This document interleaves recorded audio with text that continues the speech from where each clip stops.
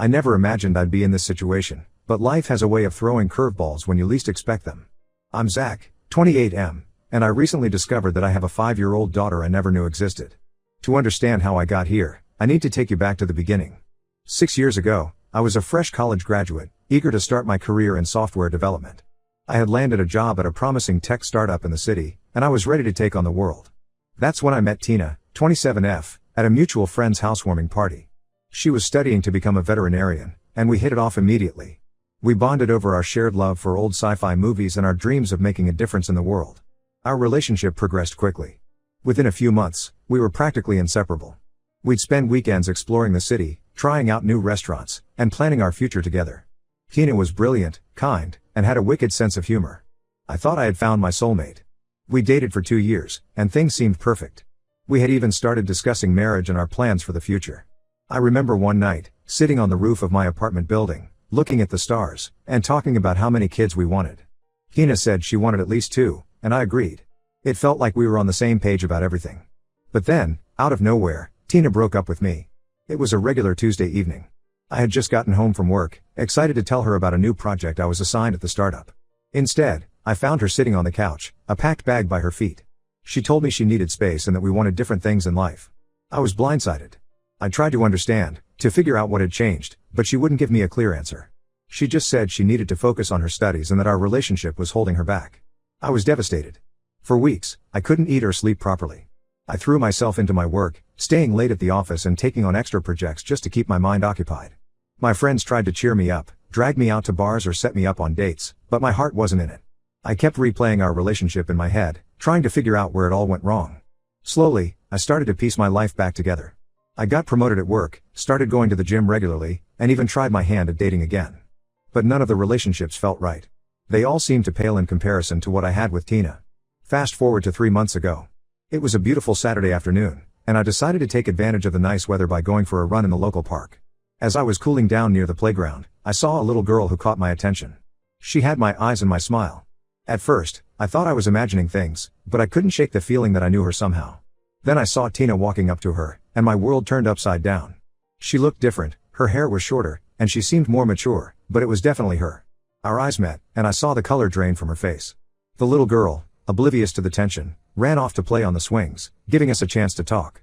Tina tried to make small talk, asking how I'd been, but I cut straight to the chase. I asked her if the little girl was her daughter, and she nodded. Then I asked the question that had been forming in my mind since I first saw the child: is she mine? Tina's silence was all the answer I needed. She eventually admitted that yes, Natalie was my daughter. She found out she was pregnant shortly after our breakup but decided not to tell me because she thought I wasn't ready for fatherhood. She said she knew how important my career was to me and didn't want to burden me with a child. I was furious. How could she make that decision for me? I missed out on 5 years of my daughter's life because Tina decided I wasn't ready. We had a heated argument right there in the park, our voices low but intense to avoid drawing attention. I demanded a paternity test, not because I doubted Natalie was mine, but because I knew I'd need it for legal purposes. Tina agreed, probably realizing she had no choice. The next few weeks were a blur.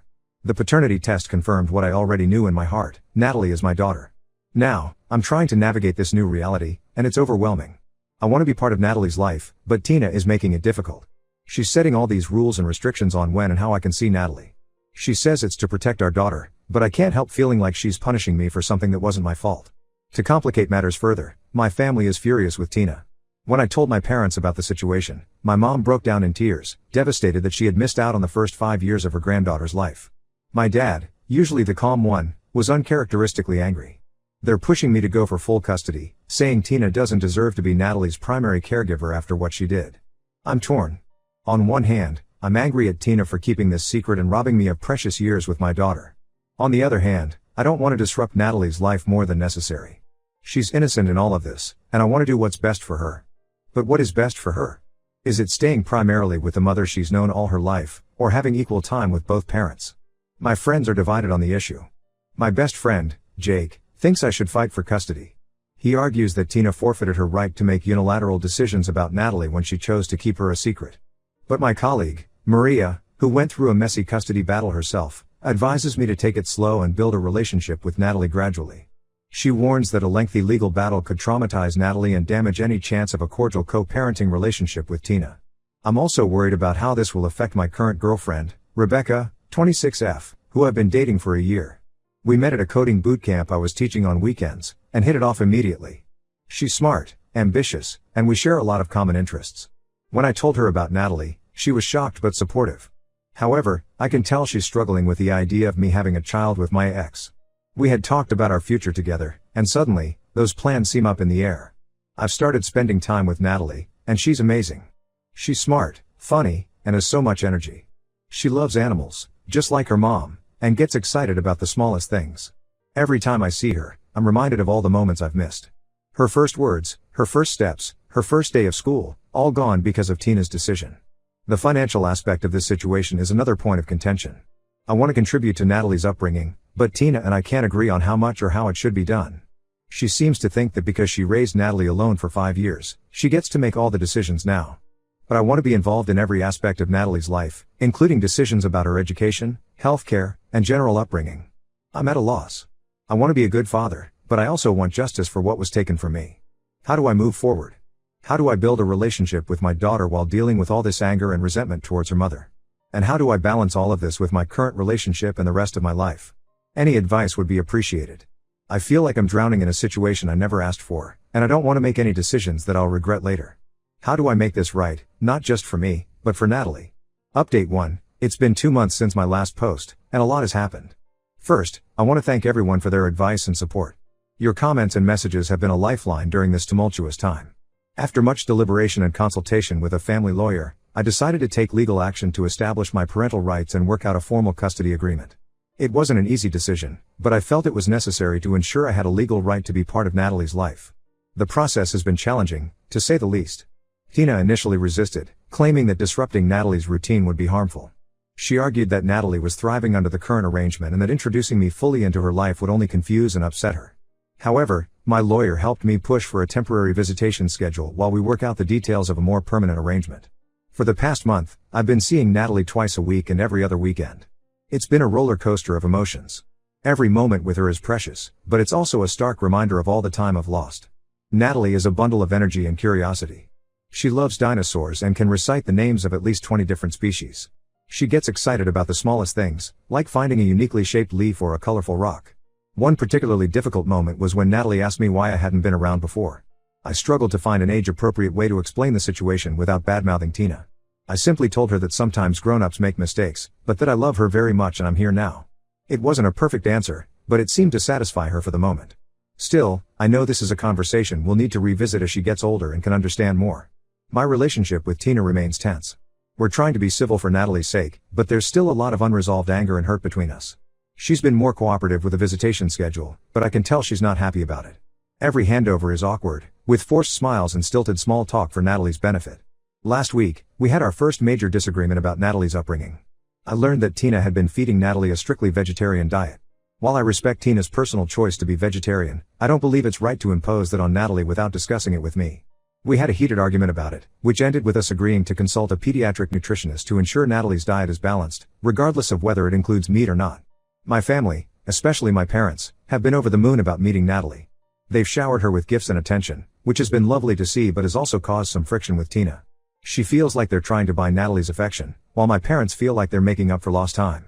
I've had to play mediator, reminding everyone that the most important thing is Natalie's happiness and well-being. My mom, in particular, has been struggling with the situation. She's oscillated between anger at Tina for keeping Natalie a secret, and guilt for not being there for the first 5 years of her granddaughter's life. She's been seeing a therapist to work through these emotions, which I think has been helpful. As for Rebecca, my girlfriend, things have been strained. She's been trying to be supportive, but I can see the toll this is taking on our relationship. She's feeling sidelined as more and more of my time and energy goes towards Natalie and dealing with this situation. We had a long talk last week where she expressed her fears about where she fits into my life now. We're working on finding a balance, but it's not easy. I love Rebecca, but I also know that Natalie has to be my priority right now. One positive development is that I've started attending a support group for parents in similar situations. It's been incredibly helpful to talk to others who understand what I'm going through. Some of their stories have made me realize that while my situation is difficult, it could be much worse. There's a guy in the group who didn't find out about his child until they were 16. Hearing his story made me grateful that I at least have the opportunity to be part of Natalie's life while she's still young. Financially, things are still up in the air. My lawyer is working on establishing a fair child support arrangement, but it's complicated given the unusual circumstances. I've started putting money aside for Natalie's future, including a college fund, which gives me some peace of mind. However, Tina and I still can't agree on how to handle everyday expenses. She seems to resent any financial contribution from me, as if accepting my money somehow diminishes her role as Natalie's primary caregiver for the past 5 years. As we move forward with the legal process, I'm trying to focus on building my relationship with Natalie. It's not always easy, and there are moments when the anger towards Tina threatens to overwhelm me. But then Natalie will say something funny or give me a hug, and all that anger melts away. I'm learning to separate my feelings about Tina from my relationship with Natalie, but it's a daily struggle. I know we have a long road ahead. There will be more challenges, more disagreements, and probably more heartache. But I'm committed to being the best father I can be, regardless of the circumstances. Natalie deserves nothing less. Thank you all again for your support. Your words of encouragement and advice have meant more than you know. I'll update again when there are significant developments. Update 2, it's been another 3 months, and I wanted to give you all an update on my situation with Natalie and Tina. Things have taken some unexpected turns, both good and bad. First, the good news: after several mediation sessions and negotiations through our lawyers, Tina and I have finally reached a custody agreement. I now have Natalie every Wednesday night and every other weekend, plus 2 weeks during the summer and alternating holidays. It's not perfect, but it's a huge improvement from where we started. Natalie seems to be adjusting well to the new arrangement. She's always excited to see me, and we've started developing our own little traditions. Every Wednesday, we have a breakfast for dinner night where we make pancakes together. It's become something she looks forward to all week. Last Wednesday, she insisted on making pancakes shaped like dinosaurs. It was messy, but seeing her laugh as she tried to make a T-Rex shaped pancake was worth every bit of batter we had to clean up. Now for the not so good news: my relationship with Rebecca ended about a month ago. Despite our best efforts, the strain of the situation proved too much for us. She felt like she couldn't compete with my newfound responsibilities as a father, and honestly, I couldn't give her the attention she deserved. It was a mutual decision, but it still hurts. Rebecca was a big part of my life for the past year, and adjusting to being single again while also navigating fatherhood has been challenging. On a more positive note, I've made some progress in my relationship with Tina. We're not friends by any means, but we've managed to establish a more cordial co-parenting relationship. We've even started using a co-parenting app to communicate about Natalie's schedule and needs, which has helped reduce direct conflicts between us. Last week, we managed to have a civil conversation about Natalie's upcoming school projects without any arguments. It felt like a small victory. However, just when things seemed to be settling into a new normal, another complication arose. Tina's parents, who I'd never met before, reached out to me.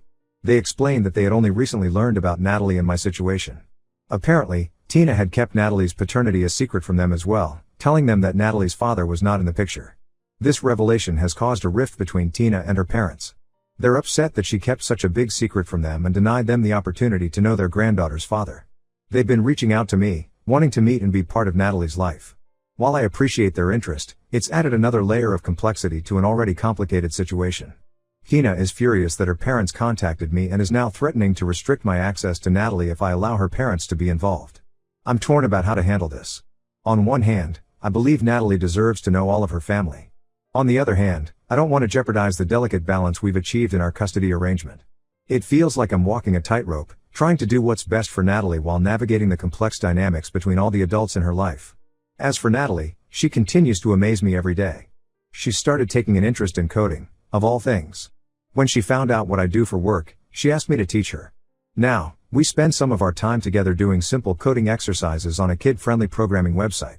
Seeing her eyes light up when she makes her first animation work is indescribable. It makes me wonder what other interests and talents she might develop as she grows older, and I'm grateful that I'll get to be there to see it. I'm still attending the support group, which has been a lifeline through all of this.